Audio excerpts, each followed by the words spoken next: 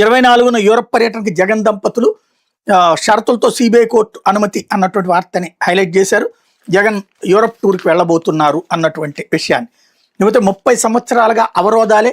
1996లో తొలిసారిగా మహిళా bill, OBC కోట లేకపోవడంపై వ్యతిరేకత, వాజ్పేయి పాలనలో పలుమార్లు బిల్లు ఆమోదానికి విఫలయత్నాలు, మన్మోహన్ పాలనలో రాజ్యసభ ఆమోదం, మోడీ హయాంలో చట్టమైంది కానీ అన్నటువంటి వార్తని డీటెయిల్డ్గా రాసుకొచ్చారు. ఇంతవరకు 30 సంవత్సరాలుగా దాన్ని ఆపుతూనే ఉన్నారంటారు. లేకపోతే ఉగ్ర డాక్టర్ల ఇళ్లలో బాంబుల తయారీ, వారి అసలు లక్ష్యం ఏజీహెచ్ పునరుద్ధరణ, ఎర్రకోట బాంబు దాడుల కేసులు ఎన్ఐఏ ఛార్జ్షీట్, దేశ రాజధాని ఢిల్లీలోని ఎర్రకోట వద్ద గత ఏడాది నవంబర్ 10 జరిగిన బాంబు దాడుల కేసును విచారించి జమ్మూ కాశ్మీర్ ప్రత్యేక దర్యాప్తు సంస్థ అధికారులు సంచలన విషయాలు వెలుగులోకి తెచ్చారు. డాక్టర్ల నేతృత్వంలో ఉగ్రవాద ముఠ అసలు లక్ష్యం మరో ఉగ్రవాద సంస్థ అన్సార్ గజ్వత్ ఉల్ హింద్ ని పునరుద్ధరించడం వెల్లడించారు. తమ నివాసాలని వైద్య విద్యా సంస్థలు బాంబుల తయారీ కేంద్రాలకు మలుచుకున్నారని తెలిపారు.